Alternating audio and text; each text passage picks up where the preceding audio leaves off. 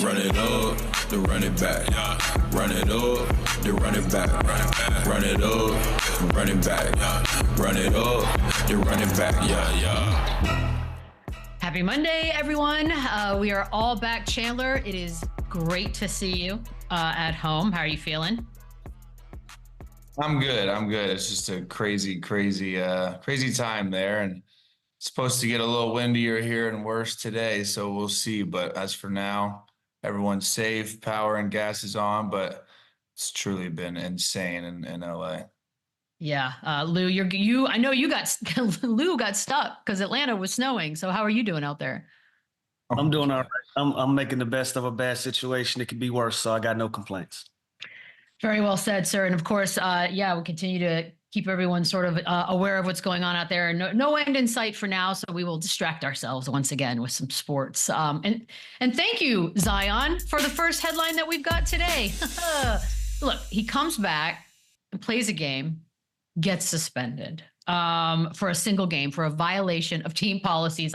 You cannot make it up. Shams, good buddy, old friend, said he arrived late to the team flight that was headed up to Philly. And so Coach Willie Green said, quote, there were several occasions that led up to this moment. He said he apologized to the owners, to the teammates, fans, all of that stuff. But Lou, are we serious right now with Zion? You cannot make this up. Yeah, it's no excuse for this. And Chandler can attest to this. To be late to a team plane, it's almost impossible. It's going to be one of two scenarios. Either you're leaving directly from the practice facility to go to the plane, or you're leaving from home on an off day. One way or another, you have plenty of time to get to the plane. And it's just no excuse to be late for that. You know, you're holding up a whole production. You got a whole staff.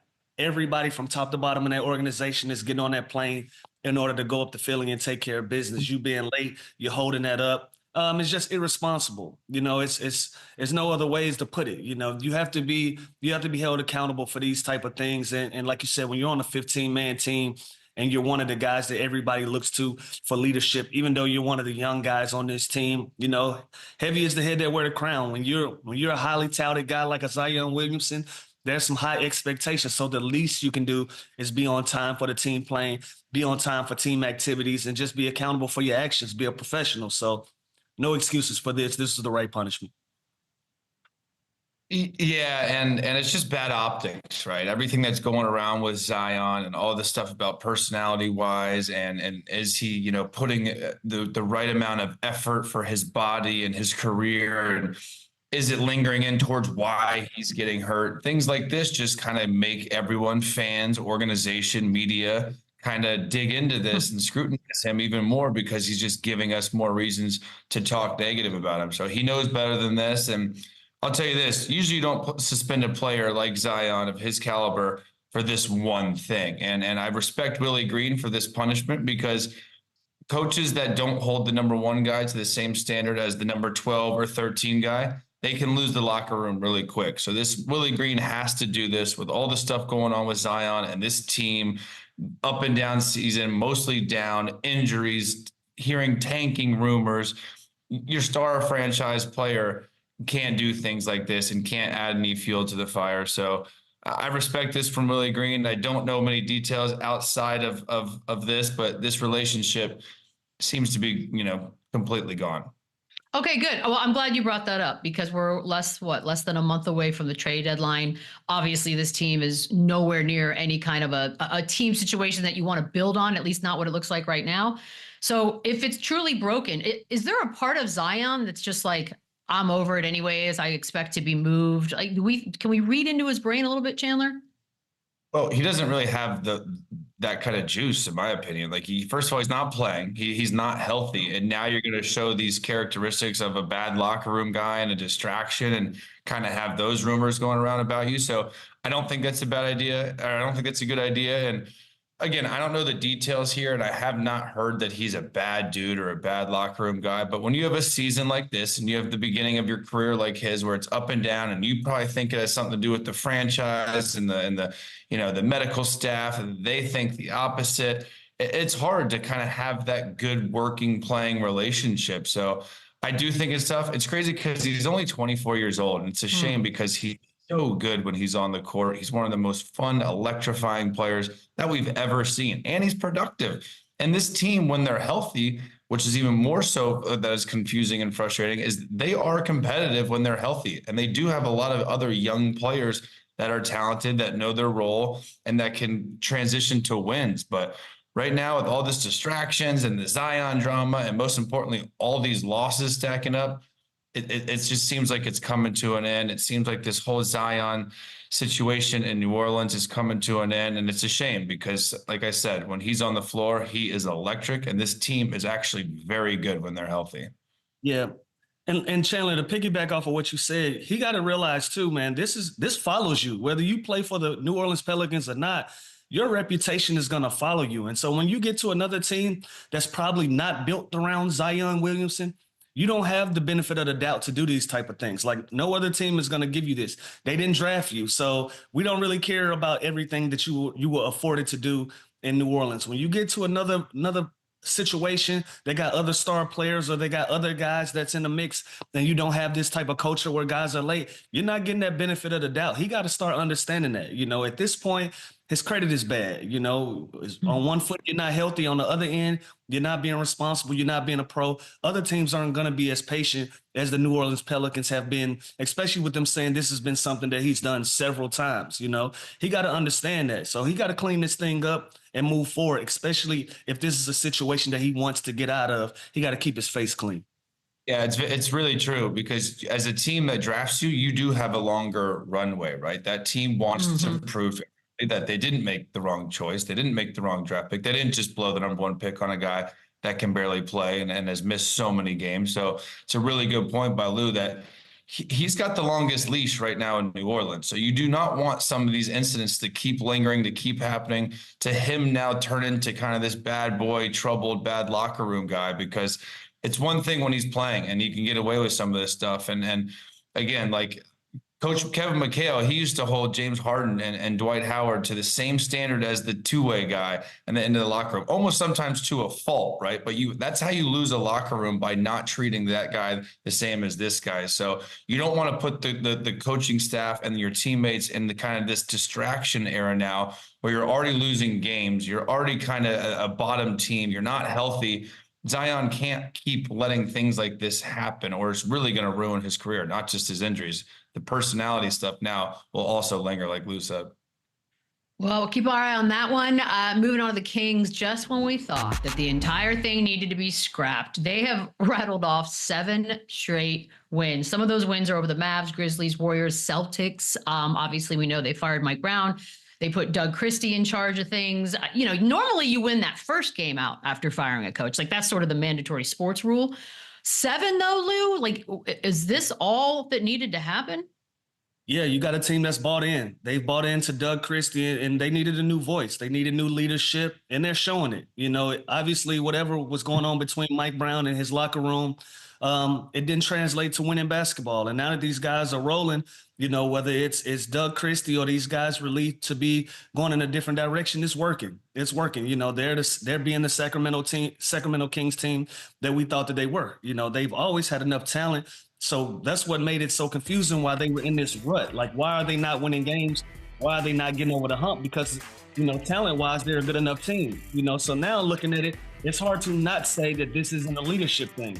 So sometimes it's good to get a fresh voice in there, good to get a fresh opportunity for somebody else to say, hey, look, we're going to go in this direction, or we're going to play this style of basketball that's different from what we've been doing, and let's see if this work out. And it's worked with Doug Christie even down to the point where, he took the team up to the rooftop of the arena so they could see the beam.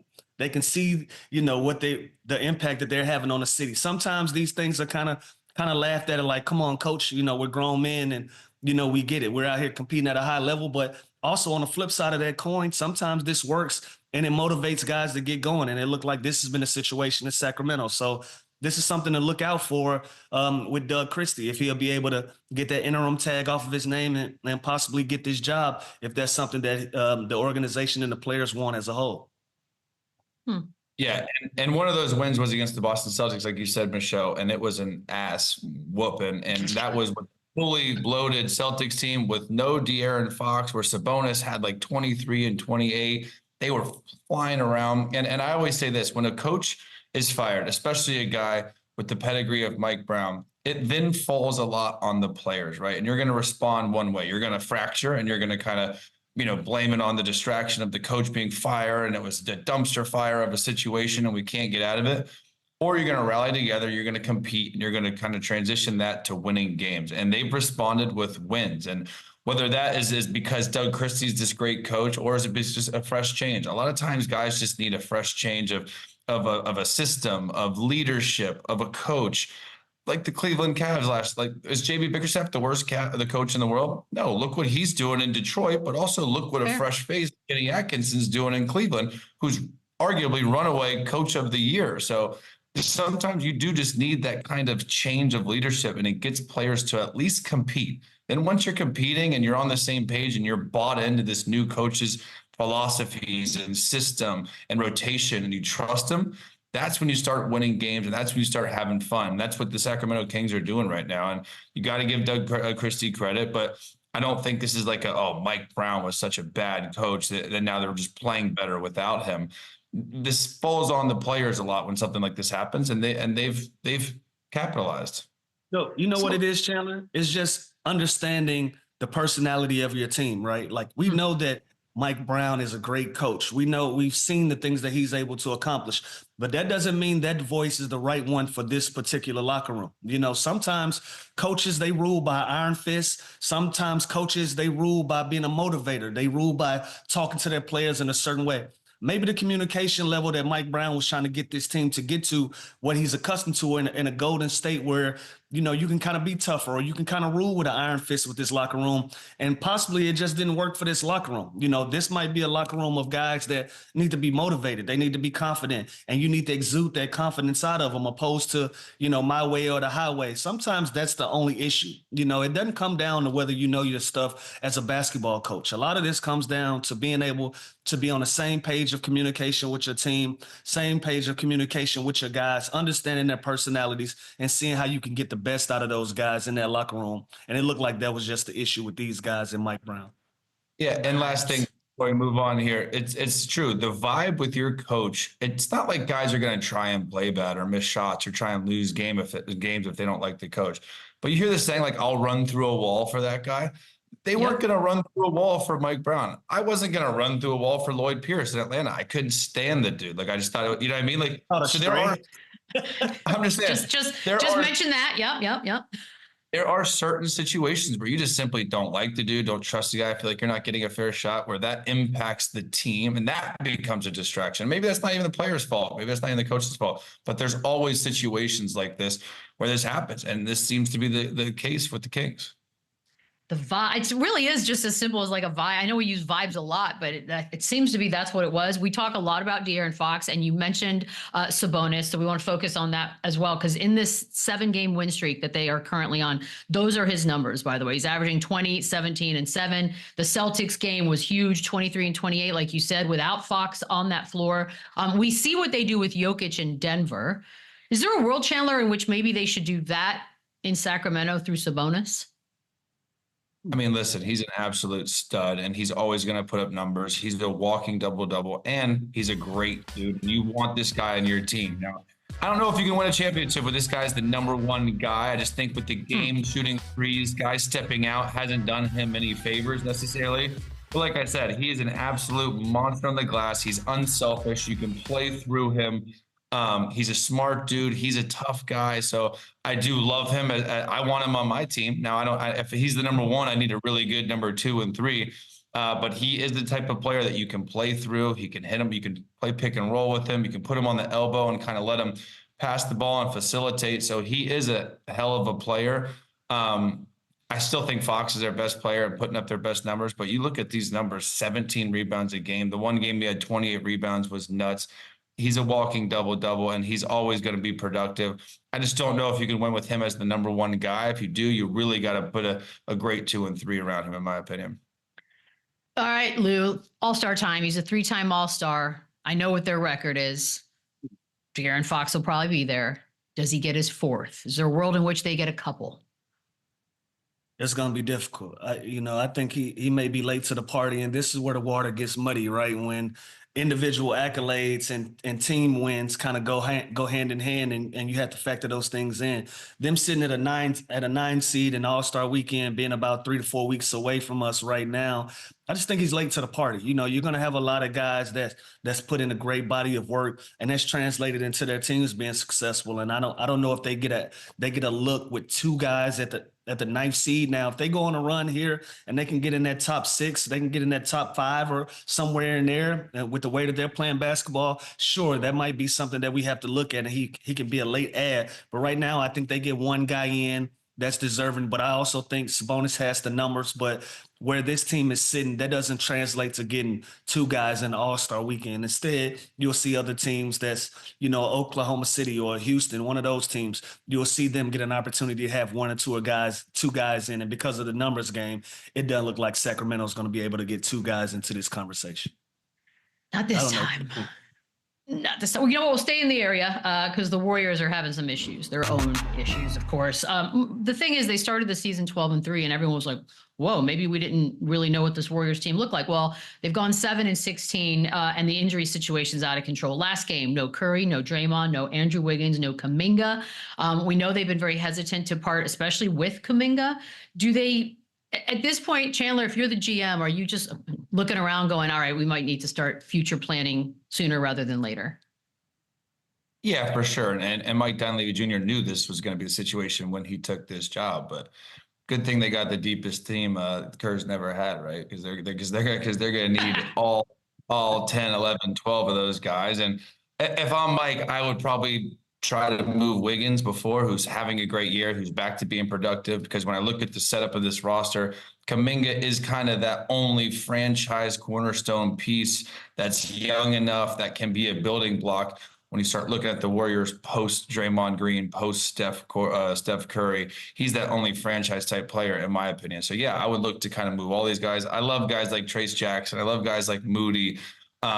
Buddy Hield's cooled off since the beginning of the season. Dennis Schroeder is not the Dennis Schroeder that was in Brooklyn so far in his tenure with the Warriors. So a lot of things need to happen here. They do have depth. I don't know how good that their bench actually is when they get real minutes and opportunity, but it's a tough spot. We knew this from day one that when Mike took this job, it was kind of a sinking ship, and he's going to have to make some decisions. And he's already had to make big decisions on Jordan Poole and on Klay Thompson and now this. So it's a dicey situation for him, but I would definitely exhaust all my options for everybody on that roster, including Kuminga, but Kuminga would be the last one I would let go, obviously, besides Steph Curry. Yeah, agreed. Speaking of Steph Curry, he's 36, got the tendonitis in the knees, the ankle sitch, all those things. He doesn't give the vibe, Chandler, of the dude who's going to hang out as long as possible to glory. I don't know, maybe he could do the Ray Allen 10 more years. What do you envision for Steph Curry? I mean, look, the way he shoots the ball, he can play forever. He doesn't need to play 30 minutes, doesn't need to come flying off screens, but yeah, he can kind of transform into that walk-up point guard that you can't leave alone. You put him on a team with dominant 2-3 guys where he can just sit in the corner and make threes all day long. He could do that for, another 5, 6, 7 years. Now, he's got a beautiful family and he's got a lot of money. I don't know if he's the type of guy to do this. I can see him having some sort of role with the Warriors, whatever he wants, he's done. So, again, I think the way he shoots and the way the game has transitioned to all these three-pointers, I think he could play for a lot longer if he really wanted to. I just don't know if that's going to actually be the case with him, but he could keep going for a bit. Lou? Yeah, I think he has several years to go.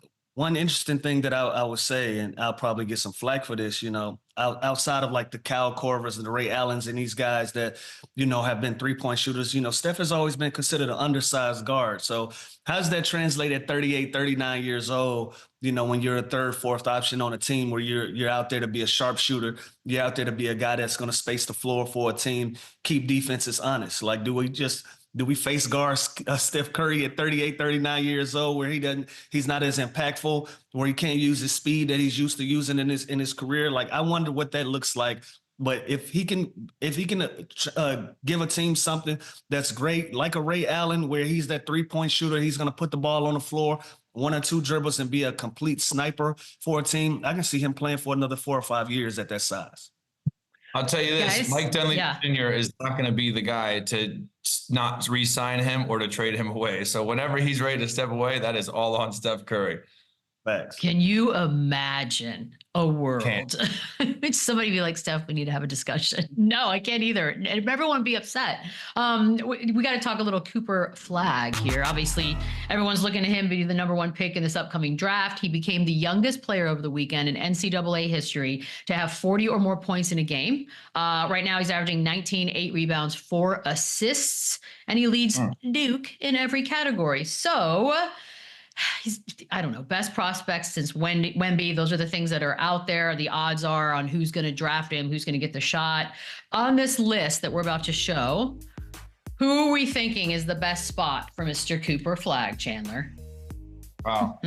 I think it's New Orleans, honestly. I don't know how many games they're going to lose here coming down to the end of this season. Who's going to play? Who are they going to move? Are they actually going to get off Zion and Brandon Ingram? But when you look at the makeup of this collection of teams right here, I think New Orleans is the team that should be in the playoffs and that can be in the playoffs, especially if they add a Cooper Flagg, who is an absolute animal, by the way. He caught a crazy body in this 40-point game, too. He's so athletic. He has that kind of charisma and that swag that he's the best player on the court no matter who he's playing. We saw the clips from Team USA this summer. We see him dominating now the college ranks. Again, is he going to come and step in and average 25 his rookie year? No, I think it's going to be a bit of a process for him, but he's got all of it. He's got the game, he's got the attitude, he's got the work ethic. And when I just look at those teams in general, I don't want to see him go to a Washington. I don't want to see him go to one of these other. Toronto would be solid because they have that young core with him and Scotty Barnes and who else was on that list? Charlotte. I don't know if they even would want him with Brandon Miller, if they're even going to be that bad situation. Jazz, it's on this list. I like New Orleans because I think with him, I think without him, they're a playoff team. If they can find a way to be healthy. With him, I think they're a really good team. I mean, Lou, like those are the teams, right? Some of those are abysmal records right now. This is the beauty of the draft. The best player goes to a relatively bad team. Does he have enough talent to sort of begin the turnaround for one of these teams that maybe is worse than others? Because Chandler's right. New Orleans on that list, it's a weird year, but they're better than what that looks like. What about a Washington? Yeah, I think he's a great piece. I think he's a great piece on a team that already has great pieces. Now, is he the guy that's going to put Washington back in a playoff scenario? I'm not sure. They got to put a lot of pieces around him. You know, I would like to see him in a Charlotte Hornets uniform.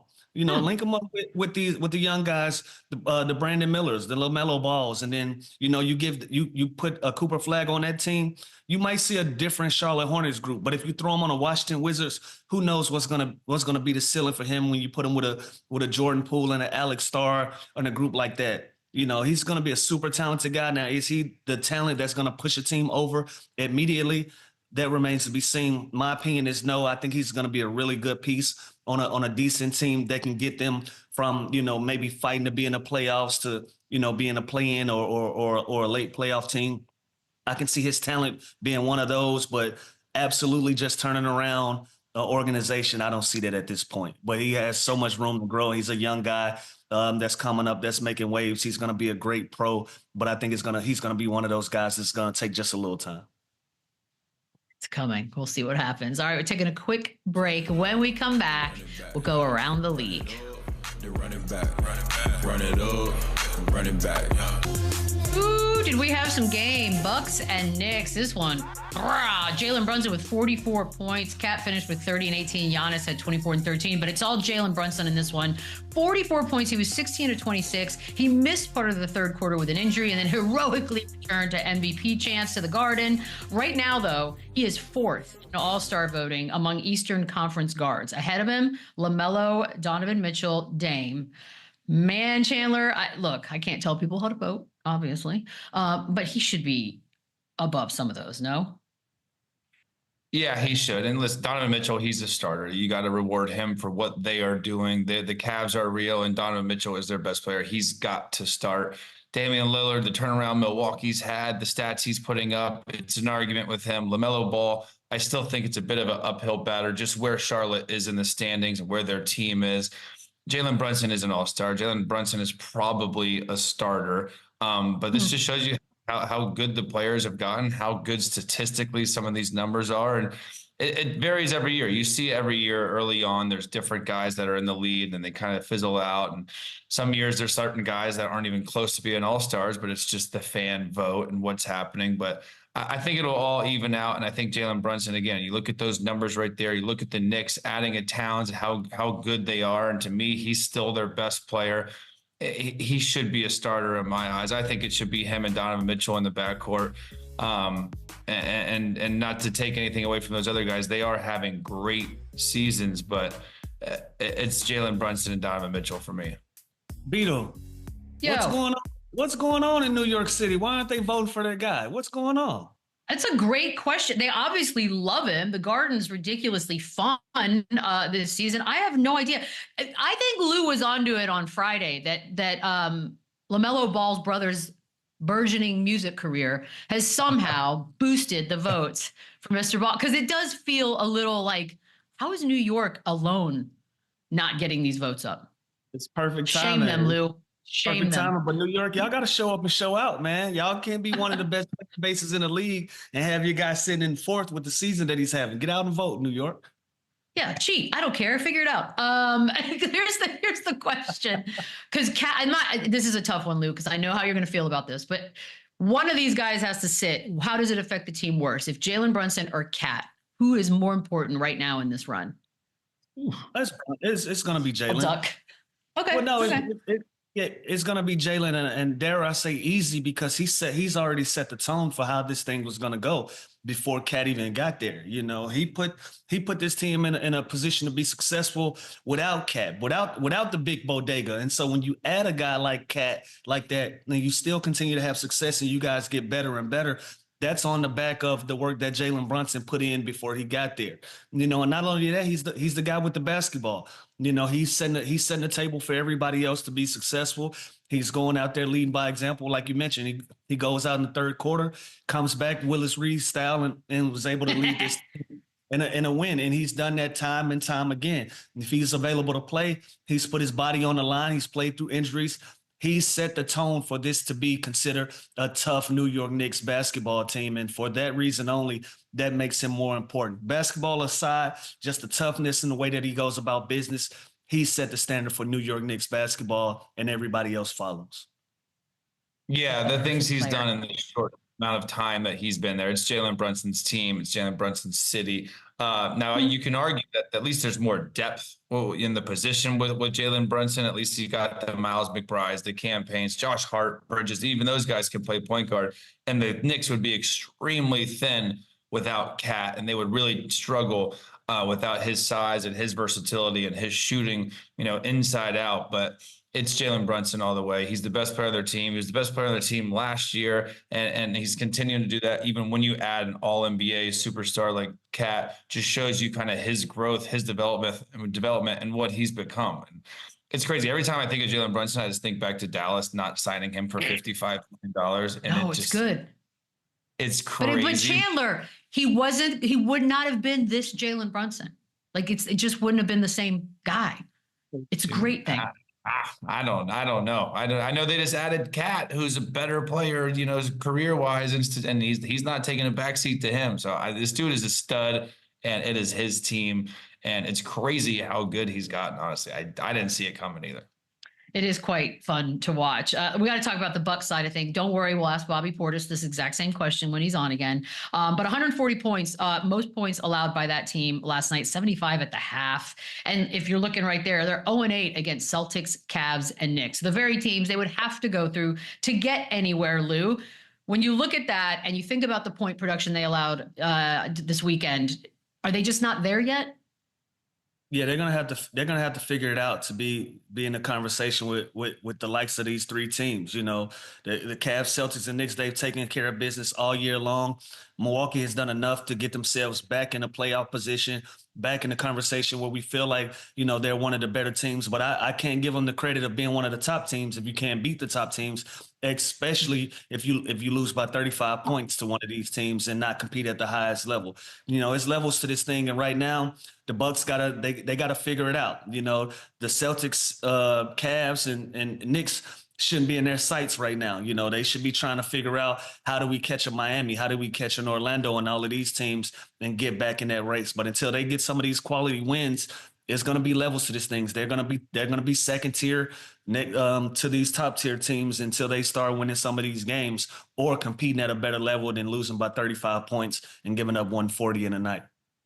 Yeah, there's tiers. Like Lou said, there's tiers to this, and it's always been the Celtics to me, and I'm starting to trust the Cavs more. I'll be honest with you. They are for real. There he is. I don't know. They lose to the Indiana. I think it's over. I know, but to me, there's tiers, right? And there's still Boston, but Cleveland's approaching quickly, and then it's the Knicks, and then then you get into the Magic and the Bucks and those teams. And what's interesting, you look at the standings now, the Cavs, hopefully they keep the number 1 seed. That means the Knicks and the Celtics at 2 and 3 are going to have to play each other to even get to Cleveland. You know what I mean? So it's going to be interesting how the standings work out. Obviously, there's a lot of basketball left, but looking ahead, there's a good chance Boston has to play New York, and then Cleveland's just sitting there waiting on the winner after probably a long 6-7 game series. So it's going to be interesting. It's hard not to trust a team when they're 33-5 like the Cavs. Boston, again, I think everyone still thinks Boston's the team to beat, but there are levels, and Milwaukee just feels a smidge behind these 3 teams. And they got a really late start, so figure that one out. We'll go west now. Dallas and Denver. Denver erasing a 19-point deficit, coming back and beating the Mavericks. Jokic with 19, 18, and only 9. Westbrook, 21, 10, and 7. Clay at 25 points. But it's Denver that we're going to look at because they're 12-3 with Jokic and Westbrook in the starting lineup. Right now, they're sitting at 8 games over 500. I love those two, best friends. 4th in the West. Maybe, Chandler, we were too quick to write them off. Maybe we just, once they figured out this Westbrook situation, it sort of changed the entire vibe of the team. Where are they in your contender conversation in the West? Listen, when you have Jokic, anything is possible, and you can still win a lot of games, and you are a contender just based on him alone and the infrastructure they have and the history they have together. You got to imagine they're going to figure out. Now, I do think they got off to a horrible start, and I still think they are one move away from really bettering this team and becoming a real contender. And I'm honestly just happy for Russ. He's been dragged through the mud, fans all over him, didn't pan out with the Lakers, and now this dude is arguably their second most valuable players, especially during this. The Nuggets are for real. And I think Porter is the guy that you kind of look to move and to get off if you don't just want to kind of stay in the same lane you are now. Can you compete now? Yeah, but does that team actually think they are a real contender? Are they going to get past the Thunder right now? The Rockets and Grizzlies have kind of surprised everybody with their success early, but the Mavs are going to be there once they get Kyrie and Luka back. The Lakers, the Timberwolves, no one thought they would take this step back. They're still a competitive team. So the Nuggets are kind of jumbled up in the middle of the Western Conference standings, but I do think they have an advantage just because this core has been together for a really long time. They know how to play. They know how to play together. But I really do think they are the most number 1 team that needs to make a move to kind of get over that hump and to kind of move the needle. The Russell Westbrook part, Lou, I mean, if you don't love Russell Westbrook, I think there's something real bad wrong with you. Do you agree? Is he currently the second best dude on this team? He is, and I almost go out on a limb and say he's the heart and soul. You know, you look at him, he's mixing it up with guys like he usually does. He's in the crowd, he's getting everybody motivated, he's getting the energy going. And that's what this Denver Nuggets team needed. They needed a personality. They needed some energy. They needed a boost from somebody. And they were unsure where they were going to get it from. They were looking for it in Jamal Murray. That's not his personality. In steps Russell Westbrook with Russell Westbrook things. You know, he's beating his chest, arguing with everybody, challenging everything on the defensive end, willing to mix it up at any given moment with guys. And that's what this team needed. They needed a boost. They needed a morale boost. And not only is he doing all of those intangible things, he's going out and playing his ass off on a basketball level and challenging Jokic for his triple doubles. You know, that's what this team needed. They needed somebody to step up, be the willing number 2 guy to push this team over the edge. And Russell Westbrook has been able to do that at one of the highest levels that we've seen in a long time for him. You know, he's been in a couple of different markets, and you know, the fan bases, they love him, but, you know, they were trying to write him off. Instead, the Denver Nuggets, they're they're touting this guy as a hero. They love him out there in Denver, and he's using that energy to power his career forward and move this team forward. So by far, he's the second most important player on this team. Yeah, we're not scapegoating Russell Westbrook ever again. I'm glad you mentioned the triple doubles. There are some people out there that would claim that he and Jokic do a lot of the stat padding to get to some of these numbers, which led to some research and this moment. I looked it up. You've won 74% of your games when you have a triple-double. Really? And to me, that's probably indicative of something about how you probably can impact the game in positive ways. 74% you said? Yeah. Damn. You 74? 74. So that's a winning percentage, huh? Yes. Damn, that's crazy. Yeah. Yeah. Jokic is 79.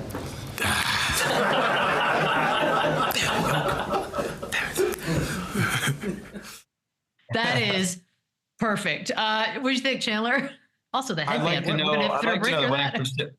I'd like to know the winning percentage when they both have a triple double, because it's got to be close to 9,500.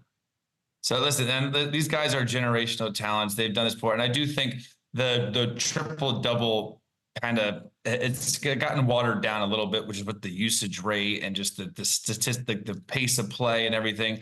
But it's still awesome. And triple doubles are still so hard to get. I never had a triple double. I don't even think I came close to a triple double in my career. And these guys do it in their sleep. So productive. It just shows you their versatility of literally scoring, passing, rebounding, anything and everything. They can do it on the floor. And it's fun too, because they couldn't be more different, right? You have the slow white big man that plays at his own pace. And you have the absolute freak athlete in Russell Westbrook and Russ that does it in a completely different way. So it's fun. It's great. I wish we got them both in their primes, because that would have been insane, but it's awesome. And like I said, I'm just happy to see Russ finding his joy. Like Jimmy said, he's not having joy. Westbrook is for sure. And it's also translating to wins, and playing with Jokic has got to be fun. Playing with Malone's got to be fun. And Russ just has that aura about him now that I haven't seen in a couple of years. So I'm stoked for him. I want to ask y'all a question. How many triple doubles you think I've had in my career? One. Two. One. And I for sure stat padded my last assist and my last rebound. So the fact that these guys have hundreds of these, by all means, listen, pad them up, because it's not easy to do. Give these guys credit. Even if they were stat padding, to be able to do this night in and night out is an incredible feat for both of these guys. So salute to both of them. Imagine really being upset about this. Like, who are you? As a guard, it's almost more impressive, Lou. Like, a big guy can miss his own shot 4 times in a row, get 4 rebounds. Like, how is Russ doing this? That's crazy, man. By the way, do you know who your last assist was to in your stat padding extraordinary moment? No, I'm sure you're going to tell me. No, I don't know. I just figured you would, respect and thank the guy that helped you. I just Googled it really special then. You Googled it. All right, we're going to take a quick break. When we come back, we'll check out some of these win totals. What does it all mean?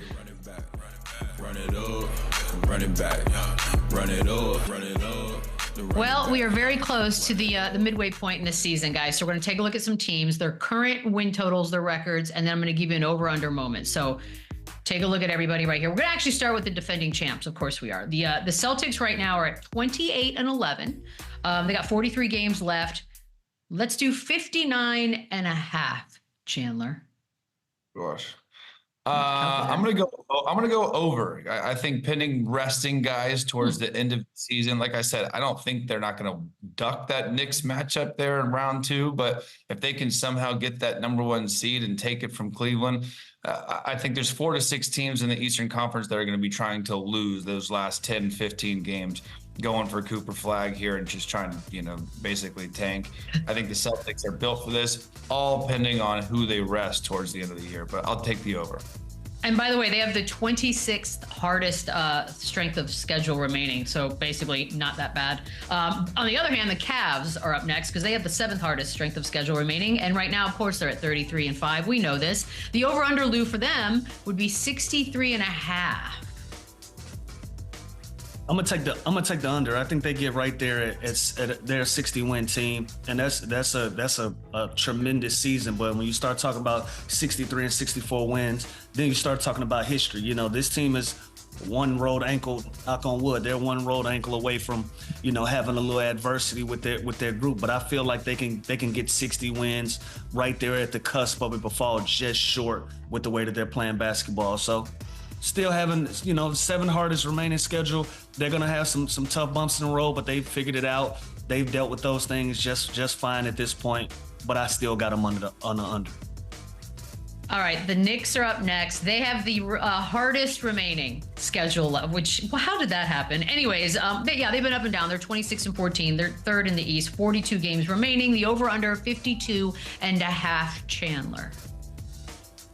I have to 27? Do under just 27 more wins. And again, they're not the deepest team. Their bench does concern me. Their starting 5 is fantastic. They're going to defend. They're going to play a lot of minutes.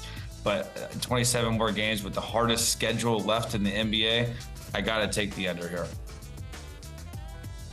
The under it is. Lou, now we're getting into some interesting math. Sixers. We've talked a lot about the disappointment that has been.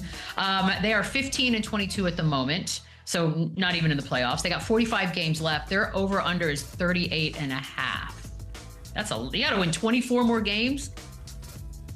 Yeah, they gotta be a 500 basketball team for the rest of the way to get there. I don't. Yeah, that's tough, right? I want to go with the over. I feel like that, but when you're a 40-win team, that puts you in a really good position. And like I said, they only have to be a 500 team moving forward. Now, the caveat to that is going to be them staying healthy. They lost a close one last night to an Orlando Magic team who aren't healthy. Just like them, but they're still squeaking out these wins. If they can start winning some of these games, I'll feel more confident about it. I'll still give them the over 38.5 wins. I think they can get there just by being decent enough, by being a 500 team. So I'll give them that. I'll put $1 against you guys on that. I think over just because, again, the bottom of the East is pretty bad, and they clearly have no plans of shutting down Joel Embiid. So I think this big 3 for the remainder of the season can go 500. I don't even believe it when you said it, but all right, we'll move on. To the West we go. We'll start with the Warriors, currently sitting at 500 on the dot, 19-19. We talked about the injuries earlier in the show. They got 44 games left. Their win total is 44.5. So you got to win 26 more of these bad boys, Chandler. I just don't see it. I don't see it. I got to take the under. I think the West is too deep. Outside the Blazers, the Jazz, and the Pelicans, those are the only bad teams in the West that are trying to lose towards the end of the season. Besides that, everyone else is in the thick of things. Look at teams like the Clippers, the Lakers, the Timberwolves, the Spurs. These are all possible play-in teams that are going to want to win games that don't care about the draft coming up. So it's tough. I know their schedule is kind of light. I think they have the 25th easiest schedule out of 30, but I don't see it. I got to take the under. With all the injuries, everything adding up there, give me the under. The under it is. Lou, you're up next with the Lakers. They're obviously still in this thing. Their win total is 45.5, and right now they're sitting at 20-16. I like the over on this one. I like the over. Like we just mentioned about the Philadelphia 76ers. They just got to be decent. They just got to be a 500 basketball team. The Los Angeles Lakers, they got the 19th hardest schedule remaining. I think they win a lot of these games. I think they win a lot of these battles. This is still your core of this group with AD and Bron. They figured out a way to win basketball games for the years that they've played together. And for that reason, I think they get the over. I think they get over on 45.5. 26 more wins. I think that's something that's very doable for this group. So I got the over on this one. All right, Lakers on the over. By the way, those two teams both had relatively easy schedules moving forward. I only say that because the Suns are up next, and they have the third hardest remaining schedule out there, Chandler. We know everything that's going on, looking to move Nurkic. You got Beal coming off the bench. Is Jimmy Butler going to be a Sun? Who knows? Right now, though, they're 19-19, and we're looking at 42.5 over-under. I'd be nuts to take the over. I can't. And I'm such a sucker for this team. I had high hopes for them. I thought adding a point guard would do it. The big 3. I loved Brad Beal on paper, fitting with them. It just hasn't worked. And now you hear the Nurkic trade rumors, and there's just so much drama around this team. And like I said, the West is too competitive right now. I have to go under. There, no way. If you would have told me January, that they are 19-19, I would not have believed you. I'd have thought they were a top 4, top 5 team. still trying to figure it out, adding in a Brad Beal, but just too much negative noise going on this team. It just hasn't worked out for whatever reason with this big three. So I got to take the under. The under is Lou. You're going to get the interesting one to finish things off. The Timberwolves, a lot has gone on there in the offseason and now, but they are still at 20-18, which is good enough for 8. They got 44 games left. Over under 46.5 wins. I'm gonna go over. I'm optimistic about Minnesota and putting a run together and finally figuring this thing out and everybody getting on the same page. You know, they're going through a lot of growing pains. They're trying to figure it out. They're trying to find a groove that works for them. Coming out of All-Star break, I got high hopes for this team. I think they make the over in 46.5. Got a lot of wins. Yeah, we agreed, Lou, on every single one of these. And when you look at the standings, they're right now at 8, right? And they're going to play a lot of these teams. The Kings, the Suns, the Warriors, the Spurs, the Blazers, the Jazz, the Pelicans. They're better than all of those teams. So I agree. I think the over, I think it's a process when you make a move like they did, but I think they're going to start figuring out. Sure about that? You sure about that? Okay. Whatever, man. We got a whole season left. You would take the Spurs right now in the series? Yes, I would. Yes, I would. I would not, Michelle. Money is down. All right, we'll take a quick break, come back and take a look at what's going to happen tonight. This is Run It Back.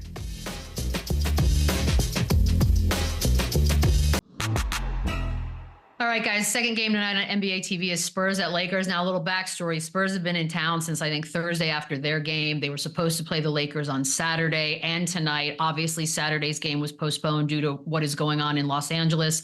You've got a Lakers team that is also dealing with the devastation that is currently going on all around them as well. Kind of crazy to even talk about basketball, but I would imagine some maybe will welcome this as a bit of a distraction from the reality. Lakers right now, 3.5-point favorites at home. What are we feeling about this one, Chandler? It feels like a bigger than basketball moment. So what do you think? Yeah, this is awesome. I'm just stoked that they're actually playing basketball in LA. And again, the winds are supposed to get worse today and tomorrow, but the fact that they are going ahead with this is huge. And it's an interesting game, right? This is the new big unicorn Wemby in LA, you know, prime time going against Anthony Davis, who still wants to prove that he's the dominating force here. It's a tough game. I kind of want to take San Antonio. Just the fact that they have been here. What? That being said, give me the Lakers minus 3.5. I'm just kidding. I got excited. With everything going on with so much devastation in the Los Angeles area, I feel like this is going to be a motivated group. And also this is an opportunity for them to take their minds off of real life for 2.5 hours and be able to go out and compete and do something that they love. So, you know, I like the Los Angeles Lakers for this one. Yeah, you got the Lakers tonight. You got the Rams playing tonight. I do feel like it's a unifying moment for the Los Angeles-based teams, minus the Chargers, of course. That'll do it for us today. I had to get one in there. We'll be back tomorrow. Run it up, run it back, run it up, run it back, run it up, run it back, run it up, and run it back, run